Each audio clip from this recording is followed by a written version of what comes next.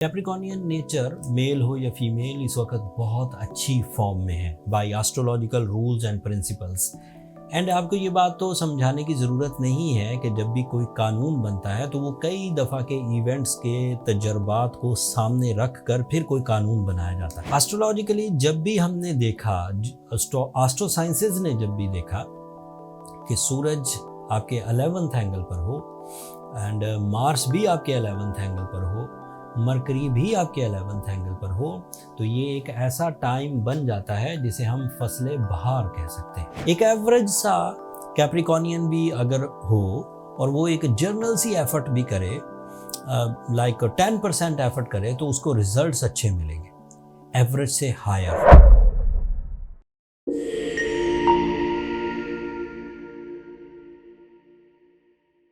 अस्सलाम वालेकुम कैप्रिकॉर्नियंस, मैं हारिस अज़मी प्रोफेशनल एस्ट्रोलॉजर आपकी खिदमत में हाजिर हूँ इस हफ्ते की एस्ट्रोलॉजिकल रिसर्चेस लेकर। ये हफ्ता अक्टूबर का आखिरी हफ्ता है, 23 अक्टूबर से सो ऑन 29 अक्टूबर तक जो प्लानिटरी इवेंट्स जो सोलर सिस्टम में वाक़यात होने वाले हैं वो तफसील बयान करता हूँ। कैप्रिकॉर्नियन नेचर मेल हो या फीमेल इस वक्त बहुत अच्छी फॉर्म में है by astrological rules and principles. And आपको ये बात तो समझाने की ज़रूरत नहीं है कि जब भी कोई कानून बनता है तो वो कई दफ़ा के इवेंट्स के तजर्बात को सामने रख कर फिर कोई कानून बनाया जाता है। एस्ट्रोलॉजिकली जब भी हमने देखा, एस्ट्रो साइंसेज ने जब भी देखा कि सूरज आपके 11th एंगल पर हो एंड मार्स भी आपके 11th एंगल पर हो, मरकरी भी आपके 11th एंगल पर हो, तो ये एक ऐसा टाइम बन जाता है जिसे हम फसले बहार कह सकते हैं। एक ऐसा टाइम जिसमें आपका लकी फैक्टर आपको भरपूर अंदाज से सपोर्ट करेगा in every sector of your life, चाहे वो टीम वर्क परफॉर्मेंसेज हों, चाहे वो एजुकेशनल एक्टिविटीज़ हों, चाहे वो हायर एजुकेशन प्रिपरेशंस हों, चाहे वो ओवरसीज़ ट्रैवलिंग हो, चाहे वो कम्युनिटी वर्क हो, चाहे वो न्यू इनिशिएटिव्स हों, चाहे वो बिज़नेस या फाइनेंशियल स्टेबिलिटी हो, या फिर आपके अपने अंदर की कुछ खराबियां हों जिन्हें आप दूर करने की कोशिश करें। इस वक्त इसी तरह का टाइम चल रहा है। एक दूसरा प्लैनेट भी आपको सपोर्ट कर रहा है इसी 11th एंगल पर, वो है सूरज। 3 प्लैनेट सपोर्ट कर रहे हैं। एक मार्स, वो 11th एंगल का रिप्रेजेंटेटिव है, that is your lucky factor, that is your jumping style successes. सूरज की वजह से आपके लॉसेस की रिकवरी, आपके अंदर bravery, captain skills, dominating ability, face value, risk taking and grey areas का खात्मा। तीसरा प्लैनेट मरकरी है जो इसी आपके 11th एंगल पर, that is your mind skills, that is your physical strength, that is your bravery and mercury के कुछ जर्नल से एडवांटेजेस भी हैं, जैसे social connections, accuracy, creative skills, deep thinking and फिर अच्छे प्लान्स का बनना।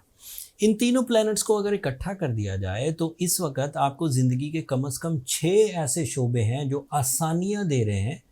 अगर आप रेडी हैं उन आसानियों को हासिल करने के लिए, या आप इन दिनों उसी तरह के कुछ काम कर रहे हैं, तो आप यकीन मानिए कि आप कामयाब रहने वाले हैं।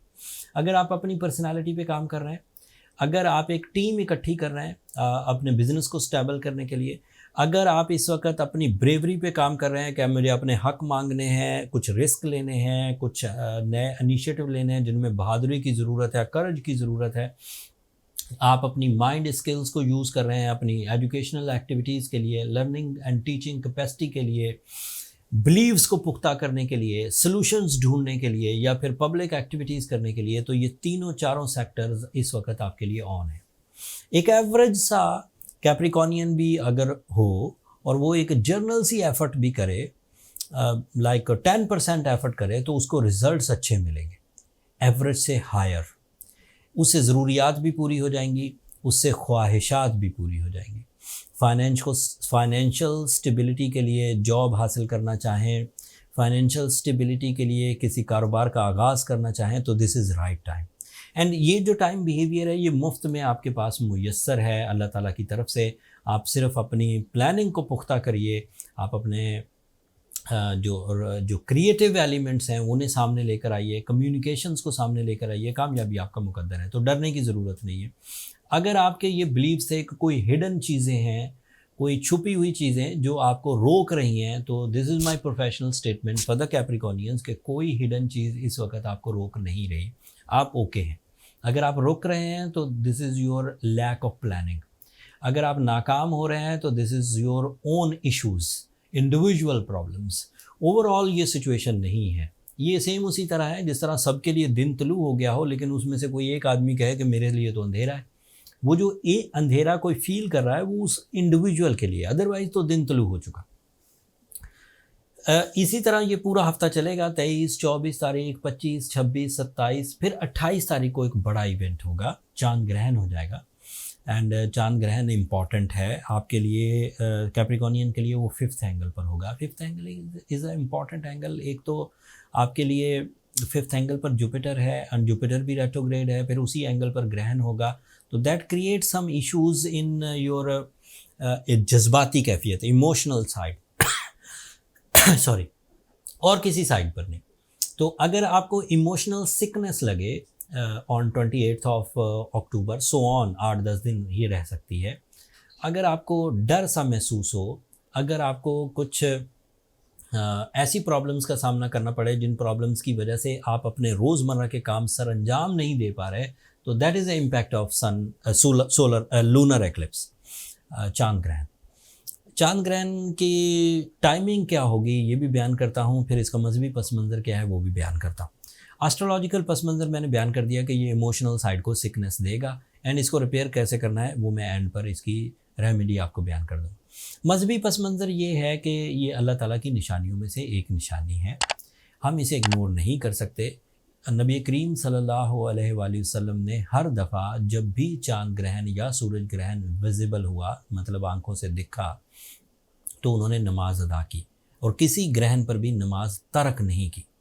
लिहाजा ये बात तो तय हो गई कि ये अल्लाह की निशानियां हैं, और जो जीनियस मोस्ट मतलब हजूर नबी करीम सल्लल्लाहु अलैहि वसल्लम से ऊपर इंसानों में से तो कोई नहीं है। तो वो जब वो इसको एक बड़े इवेंट के तौर पर ले रहे थे और अपनी जो इस्लामी कवानीन हैं उसको फॉलो कर रहे थे या अपनी उम्मत के लिए, तो हमें भी वो फॉलो करना चाहिए, इग्नोर नहीं करना चाहिए। जो लोग इग्नोर करते हैं वो तो बड़ी बड़ी चीज़ों को इग्नोर कर रहे होते हैं, उनके लिए तो ये दर्स है भी नहीं।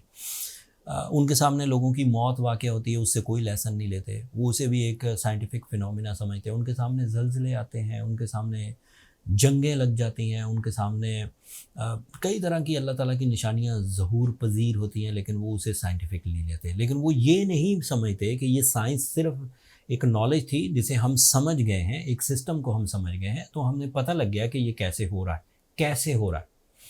कैसे होने में और किसके कहने पर होने में ये फ़र्क है।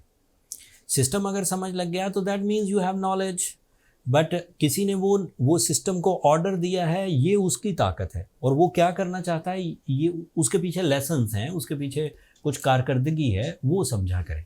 लिहाजा इसे इग्नोर नहीं किया। और फिर जो कुछ तोमहात हैं या जनरल बिलीव्स हैं लोगों के कि हामला औरतों को बाहर नहीं निकलना चाहिए, छुरी चाकू का इस्तेमाल नहीं करना चाहिए, सम सॉर्ट ऑफ, ये सब पुरानी बातें हैं।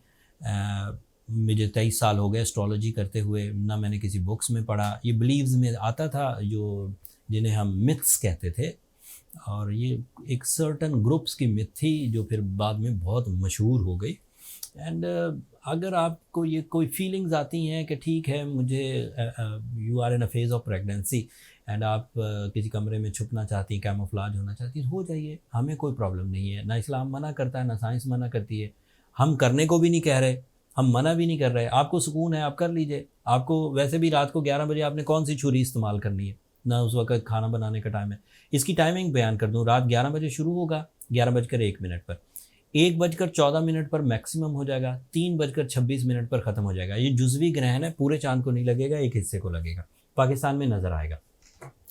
अच्छा, अगर आप उससे जैसे वो जो आपके बिलीव्स हैं उस पर आप फॉलो करें तो ठीक है, अदरवाइज़ जो करने के काम है इस्लाम में, जिसके लिए रिवायात मौजूद हैं, नमाज कुसूफ पढ़ना, सदका करना, ये आप करिए। ये जमात के तौर पर, मतलब इज्तिमाई तौर पर भी नमाज़ पढ़ी जा सकती है और इंडिविजुअली भी पढ़ी जाती है। साइंटिफिक इसका पस मंज़र जर्नल सा है। सूरज की रोशनी आ रही थी, चांद तक डायरेक्ट जा रही थी, अब ज़मीन सेंटर में आ जाएगी तो सूरज की रोशनी को चांद तक नहीं पहुंचने देगी कुछ लम्हों के लिए। चांद अपनी स्पीड से मूव कर रहा है, वो आगे निकल जाएगा। ज़मीन अपनी मूव कर रही है, वो किसी और तरफ निकल जाएगी तो सूरज की रोशनी डायरेक्ट हो जाएगी, प्रॉब्लम, चाँद दोबारा चमकने लगेगा। 4 घंटे 25 मिनट तक ये ग्रहण चलेगा एंड दैट्स इट। ये इसके 3 पस मंज़र थे। जो करने की चीज़ें थी वो भी बयान कर दी, जो रुकने की चीज़ें थी वो भी बयान कर दी, मजहबी रवायात भी बयान कर दी। बाकी फॉलो आपने करना है, नफली इबादत है। गुंजाइश, बहरहाल थोड़ी गुंजाइश है कि नफली इबादत है, वो अगर आप कर सकें तो अच्छी बात है, नहीं तो अदरवाइज़ अल्लाह का ज़िक्र तो बहरहाल ज़रूर करें, इग्नोर ना करें। आखिरी बात, जो लोग अपनी नेचुरल एबिलिटी से ही इस सिचुएशन को फेस कर जाएं और उन्हें कोई कमी बेशी ना आए, ना उनका कोई मूड स्विंग हो, ना उनको एग्रेशन फिट्स आए, ना वो अपने रूटीन लाइफ में कोई चेंजेस लाए, उन्हें किसी रेमेडी की भी ज़रूरत नहीं।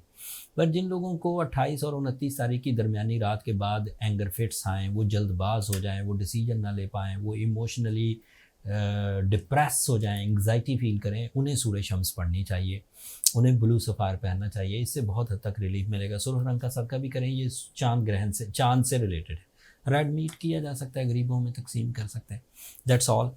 इसके अलावा और कोई ऐसी चीज़ सामने नहीं आएगी जो अनयूजुअल हो या लॉन्ग लास्टिंग हो। 5-6 दिन, ज़्यादा ज़्यादा 10 दिन तक इसका असर रहेगा, उसके बाद चीज़ें रूटीन पर ही आ जाएंगी। अदरवाइज़ प्लानिटरी पोजीशन इतनी ताकतवर है कि इसका इम्पैक्ट ज़्यादा सिवियर नहीं होगा कैप्रिकॉर्नियन नेचर के लिए, चीज़ें संभल जाएंगी। आप अपने मिशंस को फोकस करिए, चीज़ें ठीक ही चलेंगी। बट इस एक इवेंट को इस्लामी पॉइंट ऑफ व्यू से and scientific point of view से डील कर लीजिए तो मामला हल हो जाएंगे।